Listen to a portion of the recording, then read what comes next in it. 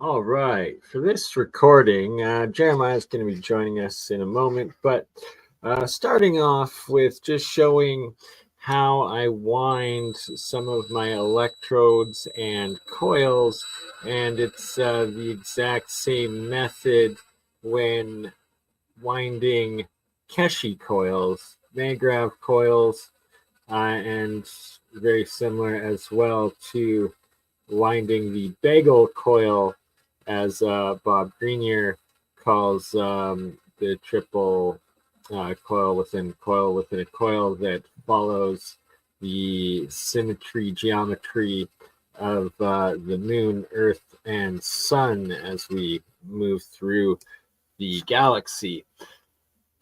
All right, and that you want a consistency with as symmetric as possible coil connection and covering when doing the windings, and also you want to be winding in a counter clockwise method and fashion. That is a key crucial part to this technology and understanding it. You're going in the reverse direction of the right hand rule of electricity, right? So that is a major part of the understanding and electrical engineering and reverse engineering of our current electrical grid, connecting it to plasma. And yeah, I'm gonna pause it here.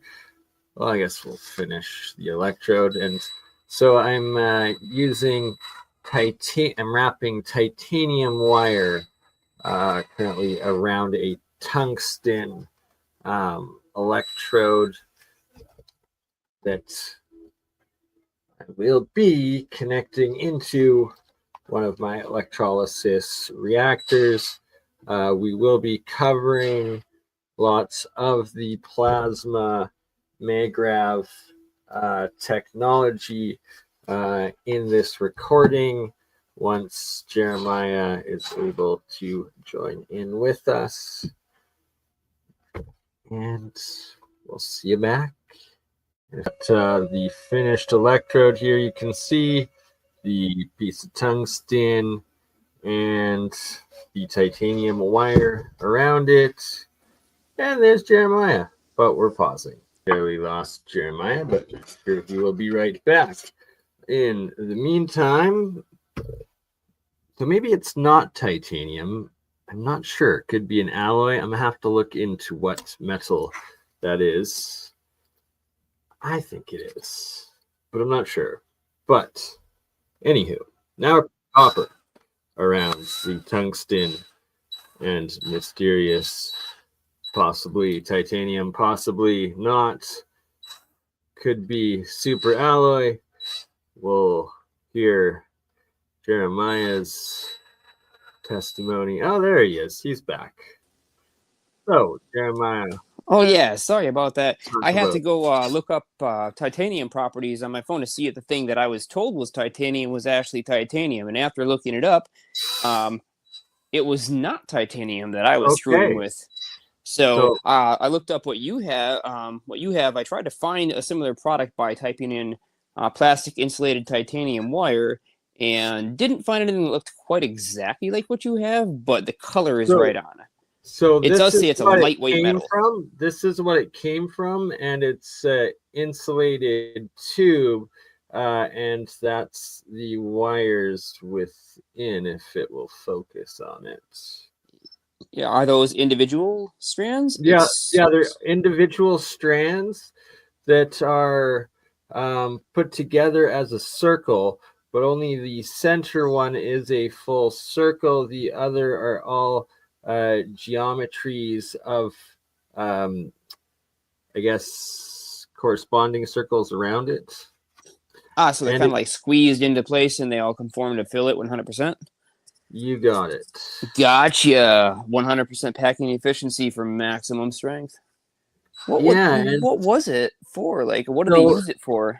It came from the main power electrical wiring supply into these like mega mansion estate houses that we were cleaning up the yard, the construction sites, and getting rid of the scrap. So I was able to keep the scrap wire from.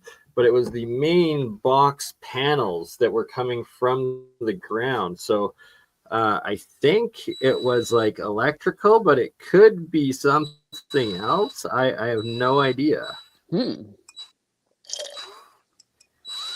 But yeah, I got either case, never seen anything like that, but that is pretty dang cool. Right? Neither had I. And I was like, okay, extra scrap metal, Alchemist, yoink. Yeah, well, if you're ever going to build a spaceship, I mean, that sounds like a pretty good resource. Right, so I'm pretty sure it is titanium, because one of my buddies that I was working with that has done a decent amount of construction, he's like, oh, you got some titanium wire. I was like, yeah, I think so.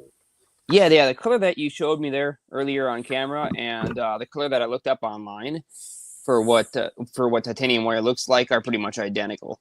The stuff that I had was darker than that. I think what I was working with may have been a tungsten titanium alloy. Ooh. What I can tell you is this block of metal was extremely heavy. It was not lightweight like titanium. And I had never looked at, the properties of titanium because I didn't have a large chunk of it. So I just assumed what I was told then was right. And this was a long time ago. So I've been wrong about something I never talked about for like years. Well, you were misled about it, then just never seen, because I guess titanium is rare, but it's becoming used more and more. And now that I think about it, it's like, no, titanium absolutely is light. That's why they're using it in aircraft, because of its strength and its light weight, right? So it's got to be better than aluminum. Oh, that stuff is like everything destroys aluminum. But moisture destroys aluminum, mercury destroys aluminum, gallium destroys aluminum. Yeah, it's actually more of a list, I think, of things that don't destroy aluminum. Right? Literally everything takes aluminum. Aluminum even will destroy aluminum left in the air or with the charge. But it's the same with zinc, and I think it might actually be similar with titanium. They all have very similar, like, light but strong electrical charge properties when broken down into the monoatomic form. So we'll actually pause here and I'll pull up the Walter Russell. I was just about to ask you actually about the Walter Russell diagram. I was like, exactly. I bet you his diagrams are capable of explaining why aluminum happens to be such a fickle metal. Right. And why it's never found as a solid bulk deposit in the earth, but we find it as this just micronized powder or completely dissolved, and we have to use electroplating processes to bring it back out. That was a big discovery in how we found about making aluminum in the first place. It's like, oh, it turns out that you can actually put this impossible metal back together if you use electricity. That's awesome. Exactly. Unless I'm wrong about that part too. That's the key to most of the, what they're calling rare earth elements as well, is that they're found in similar states and processes of not pure but chemical powders that with electricity you can bring back, like you're saying, solidify it. What I find kind of funny is sometimes you'll hear stories about like a flying saucer scooting over a river and sucking up river water and riverbed materials, but you think, wouldn't the oceans have so much more? Whatever the heck they're looking for, but apparently not. No, I've heard a lot of stories of the same out of the ocean too. Oh yeah? Yeah, absolutely. I wonder if it's because they're looking for concentrations of certain things that end up showing up in freshwater rivers. Could well be, absolutely. Gold for one. I mean, Yeah. or maybe they're after that black diamond. Who knows? Yes. Oh my God, yes. And I've actually got footage. Shout out Craig Headley man out of Headley, BC, who took the footage and of the he got. They said it was for about a week straight that these plasma orb UFOs were coming to the mountain next to the famous Headley gold mine, one mountain over. And literally these videos, you can see like they're zapping with like a laser into the mountain. It's absolutely mind-boggling and insane. And that's actually where I went out and visited and where I had my Sasquatch experience. Yeah, very nice. Yeah, I'll try to pull up that video as Related. well. So, right?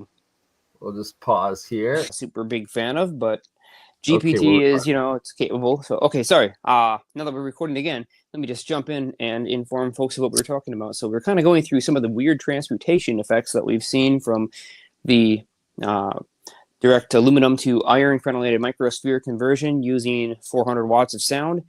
And that one is got a whole list of various things that we need to do in order to isolate the microspheres out as fast as possible, because the dang thing produces aluminum hydroxide much faster than it produces crenellated microspheres. And aluminum hydroxide will eat the rest of the aluminum that's inside of there if you let it sit and don't neutralize it. And eventually, it'll destroy the microspheres. So, right, decaying and eroding and destroying the exact evidence that we are harvesting and producing and needing to show at the TeslaTech conference with demonstration. And that Jeremiah was stating that he has to dilute the hydrogen oxides so we start out with distilled water and aluminum, and that's it. Distilled water, aluminum, and sound waves. But the problem is that the process is so catalytic. There's so much energy behind the sound waves that it converts the aluminum into aluminum hydroxide. Now, if people that have worked on water heaters will probably be familiar with this idea that they're supposed to have some kind of an anode, something to neutralize out. That's sort of the sacrificial thing you'll have to replace every so often. But aluminum is a particularly problematic metal. If we find it in nature, it's always found as some kind of powder. It's never in like solid deposits because it just doesn't like to hold together with itself. But the problem is just raw bare aluminum sitting in plain water will produce aluminum hydroxide, aluminum salts. It's going to break down into the water, which sucks. So this process strips off the oxides right off the surface at a very fast rate. And besides the fact that it shoots out a dark gray jet of crenellated microspheres, it also shoots out this very caustic other material as it dissolves the aluminum into the water. So isolating those out is going to be a bit more of a trick because they are tiny, itty bitty little microspheres, and trying to filter them, I have a feeling that they're probably going to get stuck in the pores of filter paper, and the aluminum hydroxide might eat through the filter paper, which could be another issue. So maybe a ceramic filter of some kind. I suppose I haven't really looked into that, but that's something that we have to solve before TeslaTech. But here's the other thing that I wanted to bring up, and this goes back to an old experiment I showed on this channel quite a while ago.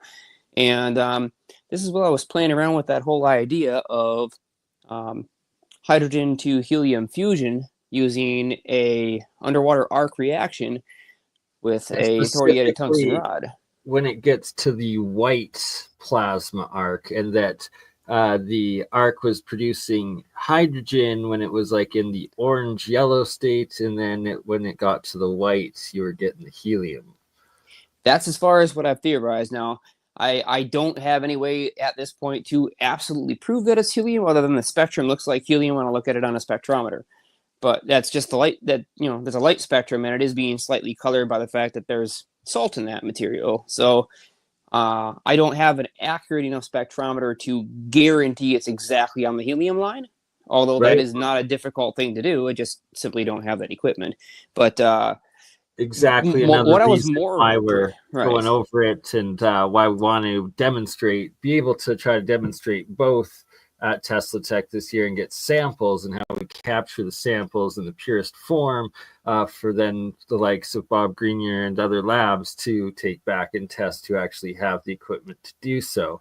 And that we're hopefully going to be able to do the hydrogen to helium as well as the aluminum to iron, but at the very least we'll do the aluminum to iron there, and maybe just the presentation on what we've done in the past. Yeah, and if we can get a mobile spectrometer by then, or I can set up a data logging computer, because right now I am without computer, which sucks, but in the process of it, I'm going through some of the old hardware I have, and I might be able to set up one of these other older computers as a data logger. So what was more interesting is whether or not we had actually achieved hydrogen fusion and turned it into helium is not even as important to what I was looking for, which was, does the system operate over 100% efficient in terms of heating the water?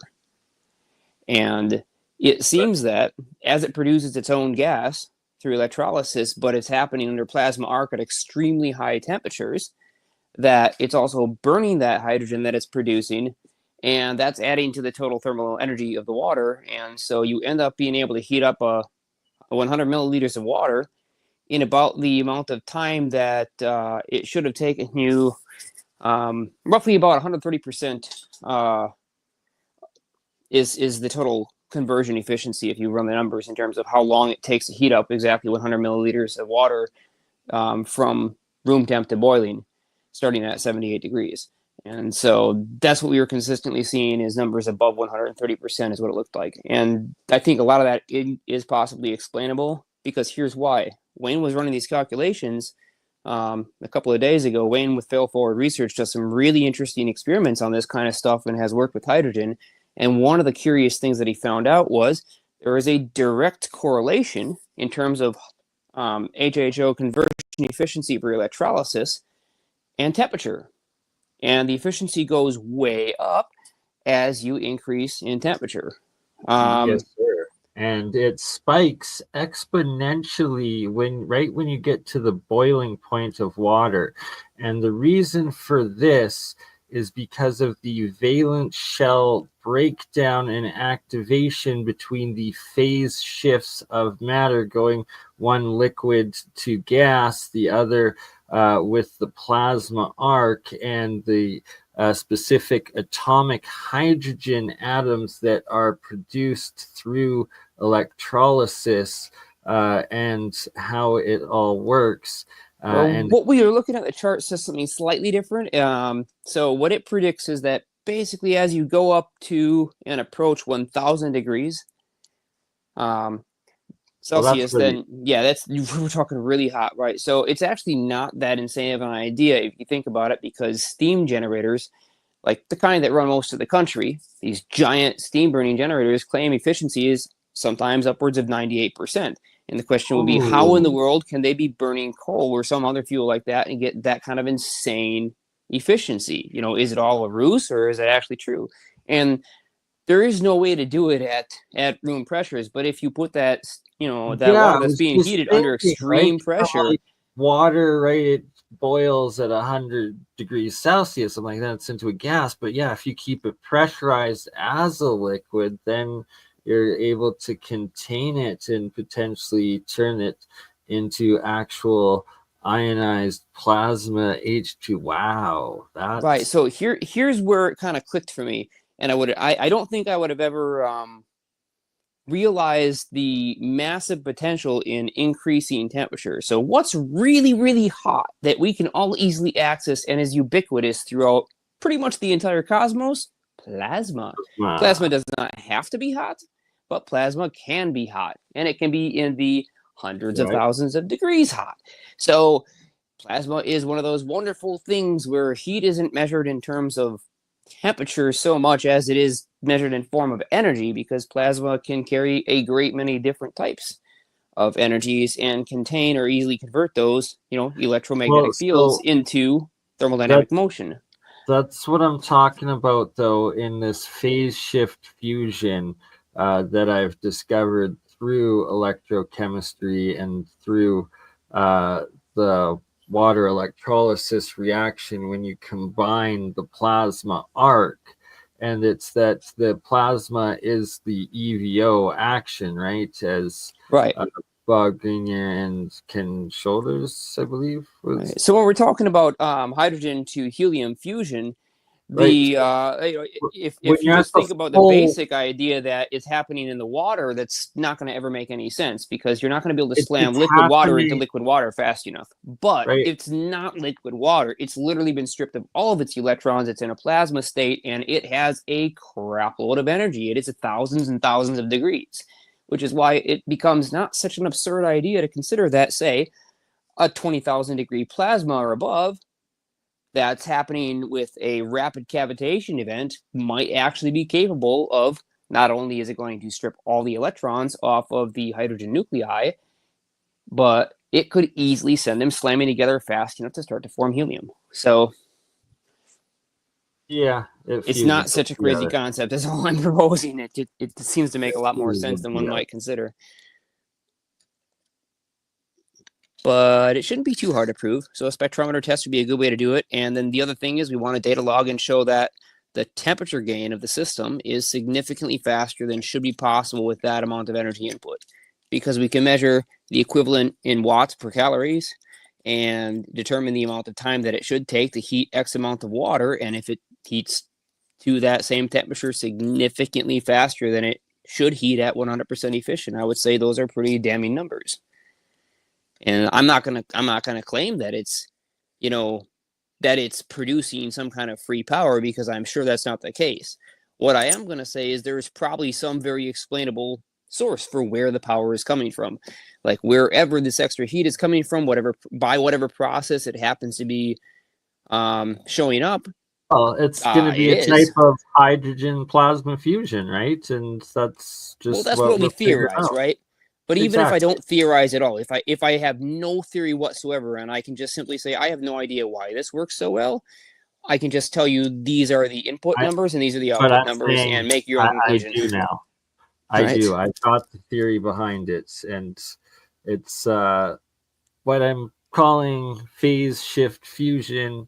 It has to do with the states of elemental matter, whether they're in a gas, solid, liquid, or plasma state, and their interactions in and out of water, and what state they enter in, like whether it's a solid going into a liquid, then going into a gas. And when you combine the hot plasma arc aspect, that's when you're able to get a large amount on the boundary between the water with the dissolved elements in there, the production of the atomic hydrogen going in from the broken reactions of the electrolysis, electrochemical reaction, and the sacrificial anode metals that you're able to do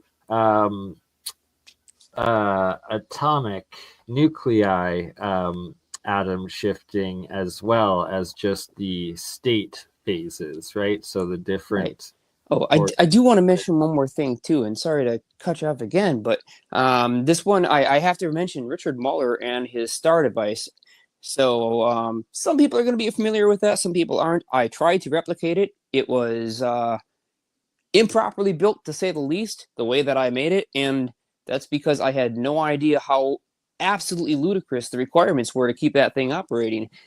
It is very good at what it does, and it generates extraordinary pressure. So as we talked about, the temperature of electrolysis in any kind of electrolyte water, or just even plain water, the temperature is directly correlated to the efficiency. And the curve assumes that you can only go to 3,000 degrees because that's where metals will start to melt. What the curve does not assume is that inside of an active plasma arc, you can get the temperatures tremendously higher than that by orders of magnitudes. So what Richard Muller came up with is a really great idea, and he sent out emails and he's tried to get a bunch of people to understand this concept, but people don't quite listen.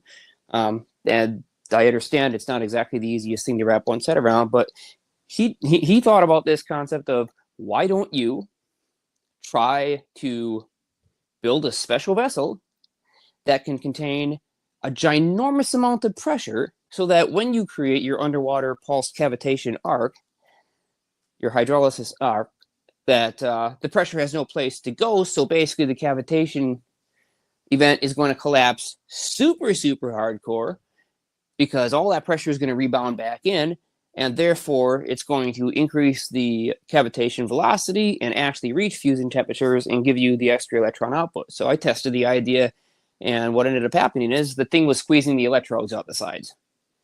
So that wasn't working too well. I replaced the electrode holders, tightened them up, got something that I had to literally use a vise to press in with several hundred pounds of force just to squeeze these electrodes into the retaining posts. And then the electrodes stopped moving. So instead, water was somehow sneaking past the seal and expanding those seals and still squeezing past it. And those seals were good to 10,000 psi. So it did not care. It was going to find a way out. It's not like this thing builds up a huge amount of pressure either and stays there. It's just that every single time it pulses, the internal pressure probably reaches about 10,000 to 15,000 psi, and it's such a short, fast event that in that brief amount of time, it lets out just enough water to take care of the pressure differential, but it would have to be hermetically sealed for this thing to realistically work. There's just no two ways around it. You have to have something that can take the extreme, extraordinary pressure, and that becomes obviously, an engineering challenge that could be quite dangerous because you don't want something going bang on you at extreme pressures. Good thing is it's not necessarily hot. This whole reactor does not get hot when I've been running it. It stays pretty room temperature, and negative voltage does show up on the outside, just like Muller predicted, that you get this electron emission. And that showed up by field probe. I didn't even have to connect something directly to the outside. I just put a probe close by it, and you can see the spike shoot straight up on the scope as soon as this thing fires per event. There's a huge amount of released electrons.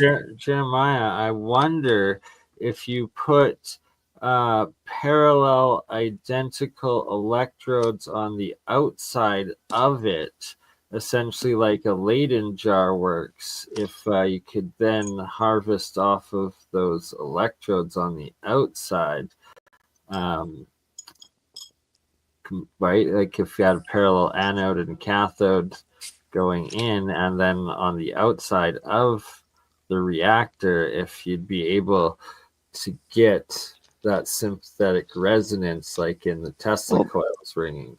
Maybe. I mean, the biggest difficulty is still something I haven't solved, and it's the reason why I built that thing initially, tested it, seen that it was doing the effect that he claimed, and I wasn't able to go any farther with it because I literally don't know how to build an enclosure that can take 20,000 plus psi or more. And I don't know how large that number actually needs to be, but the engineering difficulty becomes greater and greater as you try to solve the problem. And I don't want to build something that is completely and absolutely sealed. Like, I could weld together a case and just have some tiny little injection port where I put water into it and have all, everything inside there, and have like a ceramic pass-through panel. But it seems like anything that I have inside there to try to connect the electrical power from the outside to the inside is going to have some kind of a gasket, and that gasket is going to leak. So I have not figured out how to get the power into that thing and have it completely sealed. If people have, they've got ideas, feel free to leave them in the comments, but I would sure like to know how to solve that one, because I think Muller has a really cool idea here, and it would be neat if somebody else other than me played with it. I gotcha. I'm gonna take that one to heart, I think, and work on that, because it does tie into exactly what I'm doing. And so, yeah, we were looking at the Walter Russell chart in regards to the aluminum's place on the fifth octave in positive charge versus iron that is on the exact opposite side of the next octave up in the negative location, and how that would make sense in a K or addition process here, obviously combining the atom into iron. Yeah, so what you were pointing out earlier about the aluminum and the iron being on the opposite sides of that octave there are super interesting ideas. And that just makes us assess, what other elements will be direct translations like that. As we discussed, magnesium to manganese is a possibility. It might be something very simple like that. Yes, right. Sorry, I changed screens there, but just to show, right, because aluminum here and iron there, so manganese here, magnesium here, manganese here. This correlation that we're thinking with that proposal. And then another aspect of that chart is this chart that I got to give credit to Nancy Hutchinson with wife John Hutchinson, and when we were working with them with how you get the different charge differentials between your electrodes, your anode cathode, when making batteries, specifically their crystal battery was what they're using it for, but just as relevant here. And that next up is to look at the Yeah, she did provide you a pretty good chart there. That's a decent way to check that out. Right. Very straightforward, right?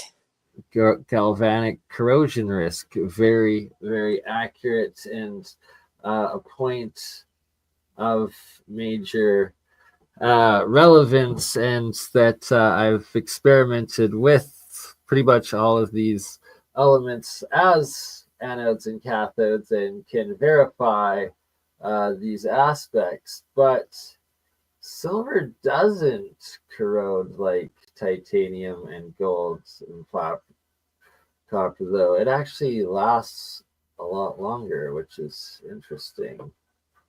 They have it there. But I do like that if you go with a magnesium anode and a manganese cathode, that you're basically in the safe zone there. So that's pretty cool. Yeah. And what was the other one?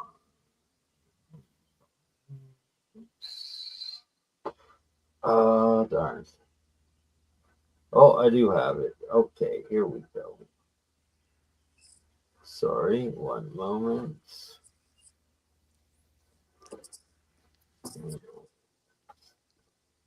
This was the other chart that she shared with us. It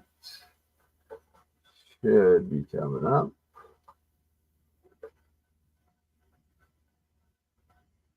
And the metal potentials with their charge. Very important and relevant to this work and engineering, batteries, and, well, electric systems and electrochemical systems. That chart does leave quite a few things to be desired, though. Yeah, it's just for the aspect of, it's like you take gold, it's the high positive, and then you put it against like calcium or barium at the higher negative, and that's going to give you your highest charge differential sort of deal.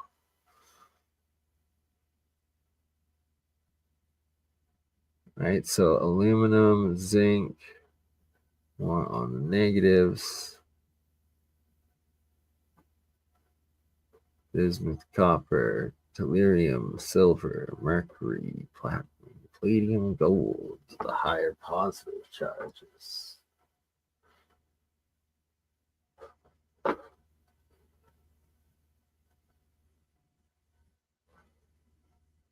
Aluminum, one of the higher negative, close to. Lithium, right? That's why it's lithium ion. It's the highest up there. Look at that. So potassium, strontium, barium could make some good batteries out of. Indeed. Calcium as well. And of course, sodium, aka that salt. It's them salt batteries. All right. Well, that sucks. I thought I'd been recording for the last 45 minutes, but it was paused. So missed a lot with Jeremiah, and sadly he had to take off. But just to wrap this, I guess what will be a much shorter episode now, we were talking about the Walter Russell aspects of his octave spiral-based periodic table and the reactions between where aluminum is and iron is on the octaves, one octave off between the fifth and the sixth, in the same position, and thus making sense in a geometric, harmonic, resonant manner why we're seeing the reaction of being able to transmutate the aluminum into the iron sphericals so easily, why Bob Greenier's also getting the results with a much simpler aluminum to iron spherical transmutation process, and what's explaining the results of it, and that it adds up perfectly in Walter Russell's scaling system. And one more piece of evidence in understanding what phase shift fusion is and how it all works. Here we got deuterium and tritium. He called it ethlogen and bebegen. Bebegen would be deuterium, I guess, and ethlogen would be tritium. Or is it, I guess, maybe the other way around? I was thinking deuterium being 2 and bebegen. The beta being a second, right? So 2 and 2.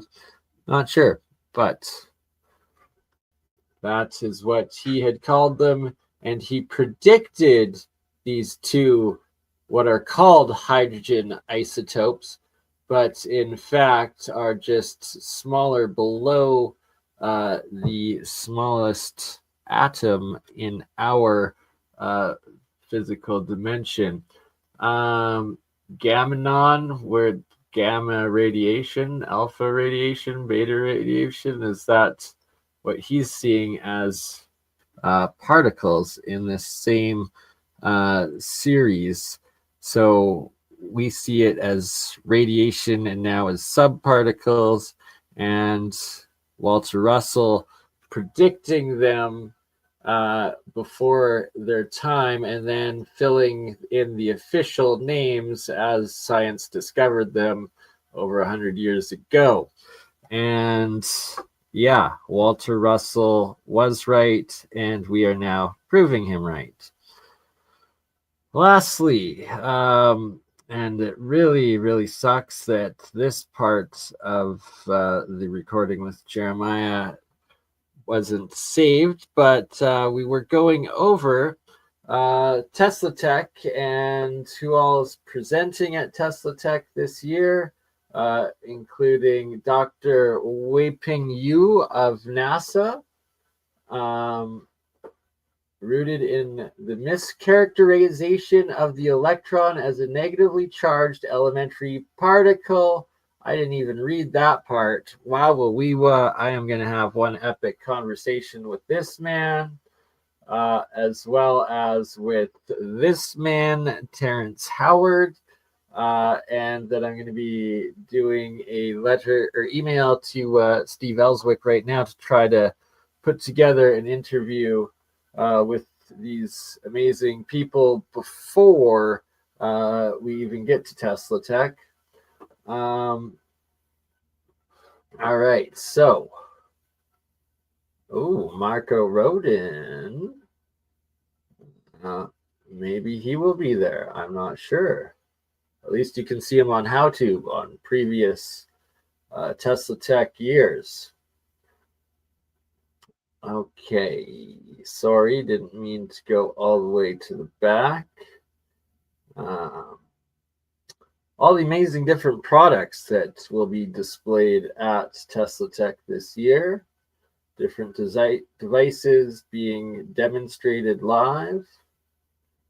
and by a lot of very, very genius inventors like Moray King and Dr. Jared Polak, PhD. Books for sale that they've written, highly recommend reading. All right, Thomas B. Finley, there we go. Okay, back to it. Of course, the main man that we need to see there, Bob Grenier, so that we can demonstrate the aluminum to iron transmutation, get him the samples, and co-publish in a scientific journal with this amazing human being. And can't wait to see his presentation. Also, can't wait to see this amazing individual and character's presentation. Always entertaining and educational. Personal inspiration. Moray B. King. Amazing, amazing guy. Learned so much. And Dr. Ludwig Thorsten Ludwig, sorry, got that little dyslexia moment. But this guy, I wasn't even aware he's going to be there. I just found out. So freaking excited. Beyond genius. Everyone, every single one of these individuals. Beyond geniuses. Paul Finman, PhD. We got Lynn Wainfan, PhD, Lynn Wainfan. Jeffrey Hayes, Tesla's Impact. We have Paul Harris with Therapy and Quantify, which I believe are a part of Dan Winter's work and network. Don Paris, PhD, HC. Scalar EM, Steve Moore, Scalar Energetic Frequency Testing. We have Jared Polak, PhD, absolutely next level. Can't wait to talk to this individual.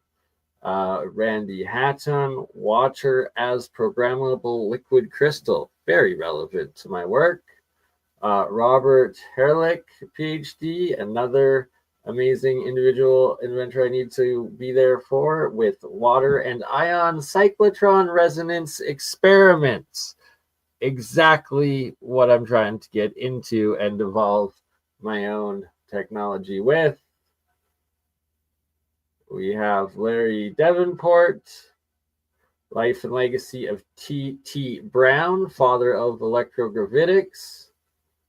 We have Lucian M. Iones, PhD, Magnetic Universe.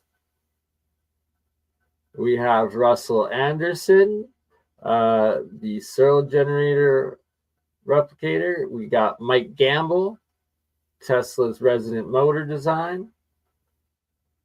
Phil Wilson, Infrared Revolution. George Wiseman, another amazing inventor, Brown's gas metaverse, so another electrolysis technology. Joe Blatton. And oh my goodness, who's this extraordinary inventor, strapping young man? Oh, that's me. Look at that. Bernard Conkin. Rediscovering Lost Ancient Sciences. Chemistry is rooted in the ancient research of alchemists, men who attempted to purify, mature, and perfect certain materials. Well, post the link in the description so you can read the rest of it. Don't want to have an unfair bias of just reading my bias. Alana Freeland, MA. And we have the drone kit construction with Paul Filman, PhD. It's going to be one amazing time. And you're going to want to buy now. You want to meet us down there. And Steve's hooking me up an affiliate link, which I will be posting in the description for those that are able and interested in joining. And it's going to be one awesome time, August 6th to 10th, my friends. Hope to see you all there. And on that note, love you all, and we'll see you on the next one. Ta-ta.